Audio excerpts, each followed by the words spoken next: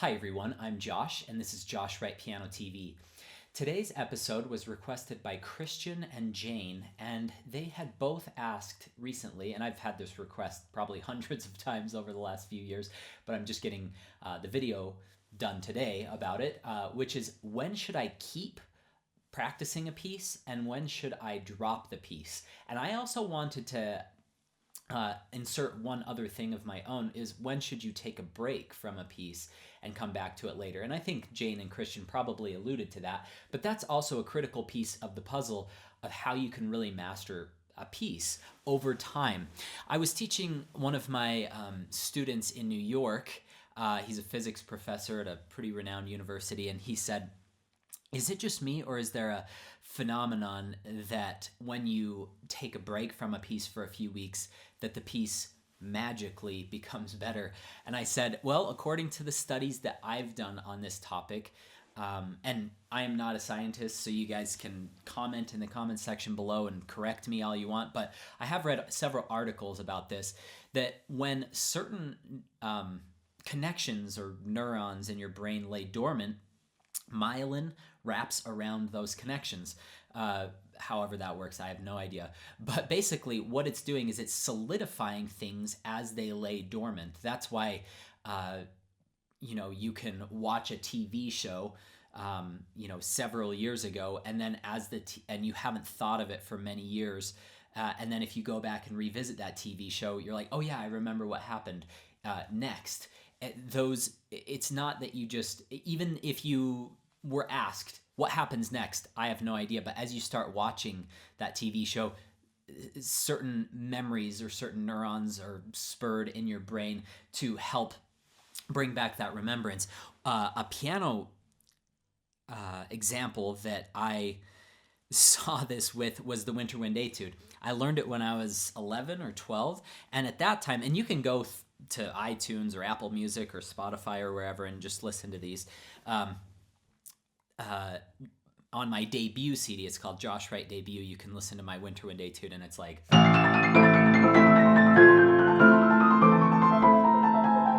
Oh yeah, by the way, piano has been tuned and voiced, thank heavens. Thank you all for dealing with me for the last 6 months when it should have been tuned. Okay, so that was when I was like 12. That was about my tempo. And then I brought it back when I learned the complete Chopin etudes when I was 15 and performed and recorded them when I was 16. And it was more this tempo. And then when I brought it back for more competitions in coming years, it got... Now, there is something to be said. I was developing as a musician overall during that time, but there is something to be said about this, those connections in your brain, neurons, whatever they might be, laying dormant and then bringing them back. There is kind of a magic that seems, wow, why did that come back so much stronger? And how can we use that piece of information to our advantage? So, to get to Christian and Jane's question, and Jim, my student in New York, he said, should I take a 2-week break? Should I simulate this? And I gave Jim the advice that you need to get the piece to a fluid state before you drop it. What I mean by that, it doesn't have to be full tempo, but you need to at least get it to a state where it's acceptable. If you just kind of dink around with it for a week and then say, okay, I'm taking my 2-week break, you're probably going to end up relearning the piece, and it's going to be in shambles when you go back to it, and you're just going to have to redo it. But if you get it to a level where it's confident and it's smooth, even if it's not full tempo, that will greatly help. And a perfect example is this Chopin Etude Opus 10 No. 2. When I was younger, and this is still the beast of a piece that I dread more than any other piece. I mean, I've played Rock 3, I've played Gaspar, played all the Chopin etudes, I've played Liszt etudes, and this one is the most intimidating. This, because you're playing the whole piece with 3, 4, 5. And recently I came back from a 2-week trip, and going back to the piano, I had a concert the next day, and I had originally told the woman, no, I can't play a concert after 2 weeks of not practicing, and she said, we're good friends, and she said, well, Josh, doesn't the life of a musician just Isn't it just the worst that sometimes you have to do things that you're not comfortable with doing or something like that? And I said, okay, I'll do it. And the first thing I did when I got back was not practice the pieces that I had the next day. I went through and I practiced these. And this. Because those two pieces train your weakest fingers, 3, 4, 5, and then I started working on them. And even that piece alone, I have come back to it year after year. And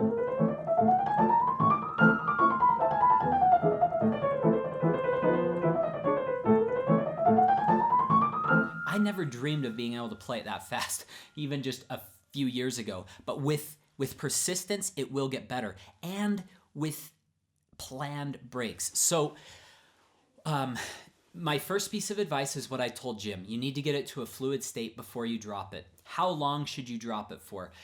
It can be anywhere from 2 weeks. I would give it 2 weeks. I feel like, a couple days or a week isn't really going to reset things in your brain and kind of give you a fresh take.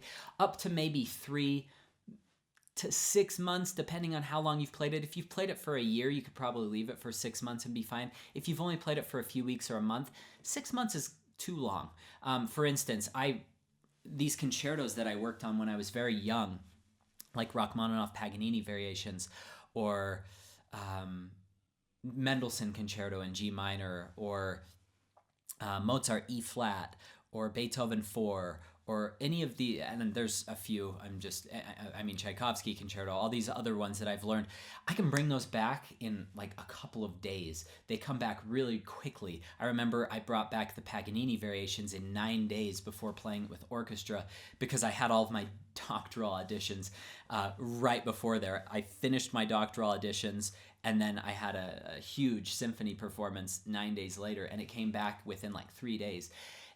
I go to demonstrate with Rock 2, which I only learned about 4 years ago, but I learned it and memorized it all within like a few months, maybe 5 or 6 months. I barely even know the piece because I dropped it and I've never come back. That art of coming back to the piece over and over again solidifies things in your mind in a way that even like 3 or 4 years of practice on a piece and then never touching it again may not accomplish. So just be aware that I would take a break of 2 weeks to no more than 6 months if you want to keep solidifying and coming back to that piece. How many times should you come back to the piece? That is totally subjective, but I feel like if you come back, relearn, rememorize it 3 times. So you learn it for the first time, and then you leave it for a while, then come back to it a second time, and then leave it for a while and come back to it a third time. That will solidify things for quite some time. That's when you could take like a year or 2 or 3 break and probably be fine. For instance, I haven't played this Scarlatti since probably 2015.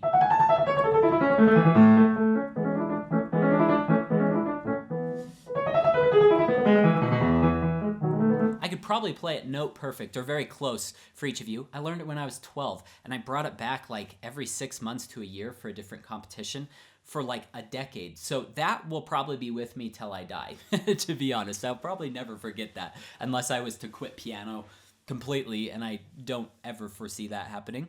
So that I think 3 times though is something that you're gonna feel more solid with. I did that with the Liszt Rhapsody number 2 as well. I learned it really quickly, and I actually have a full series of videos about that on Pro Practice. And it's just me learning the list. Somebody had asked, we want to see you learn a piece for the first time. And so I did a series of 7 videos. I'll go ahead and link that in the comments section or the description below in case any of you would like to check that out. But I learned that and did all those videos, and then I kind of dropped it for a few months, and then I kind of dabbled in it again for probably 3 or 4 weeks, got it pretty good again, and then dropped it, and then I brought it back, and then I started performing it. And that was over the course of about a year because I was doing some concertos and other things. I just didn't have the time to work on that piece. Now that's one of my go-to performance pieces. You could ask me just to sit down and play most things. I guess that part's a little tough, but you know, these...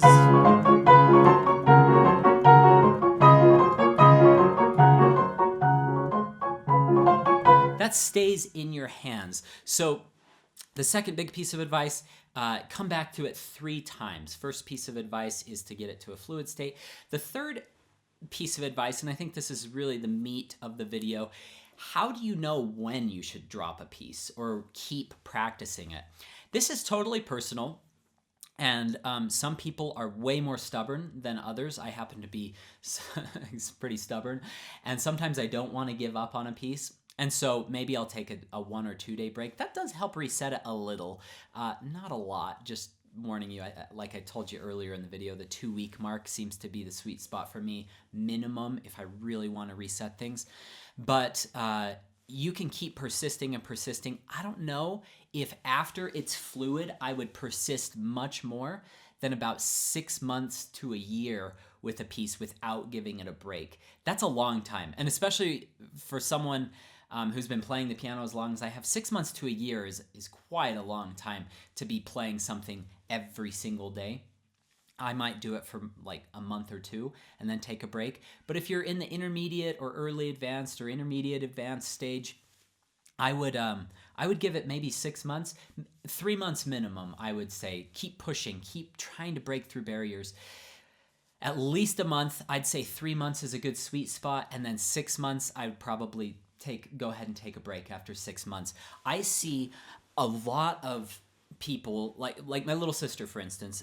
She's studying with me at the University of Utah, and she's been working on Beethoven Appassionata Sonata, and she was saying that she was having a hard time getting it much faster. She's like, for some reason my hands kind of tighten. And I said, you don't just keep practicing fast all the time. You want to oscillate between slow and fast practice. So do.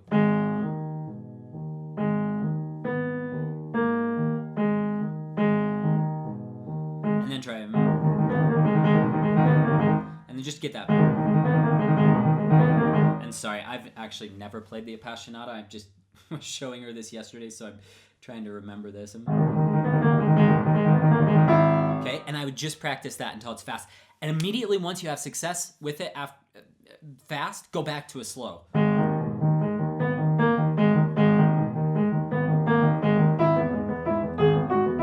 And so forth. And then try it fast again, and then try it slow. Or work up gradually with metronome, and once you get it fast, go back to slow.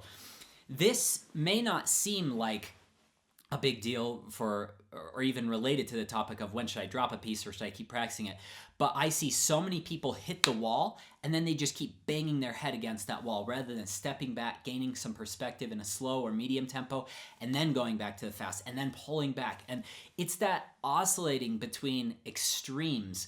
And there's so many instances of that in life. For instance, I have eczema, one of the best, and it's been gone for like 2 years because I take hot baths and then I rinse off in freezing cold water after. For some reason, the extremes of temperature have like healed my skin. I don't know how that works, but it works. Same thing in piano. Sometimes you can heal those technical problems with extremes. Closing your eyes is an extreme. Practicing in rhythms is an extreme. Practicing with different touches is an extreme. Practicing accented work. So like accent and then light. That's one way. But the slow to fast, to slow to fast, and then medium, then slow, then fast. All of those extremes can help to break through barriers and maybe help you on your quest to continue keeping that piece, keep working on that piece rather than just saying, I give up, it's a lost cause. Because I can't even tell you how many times I felt like the Opus 10 number 2 and the double thirds Etude as well have been lost causes. But after a while, I could never do that like 3 years ago. I was like, oh my gosh.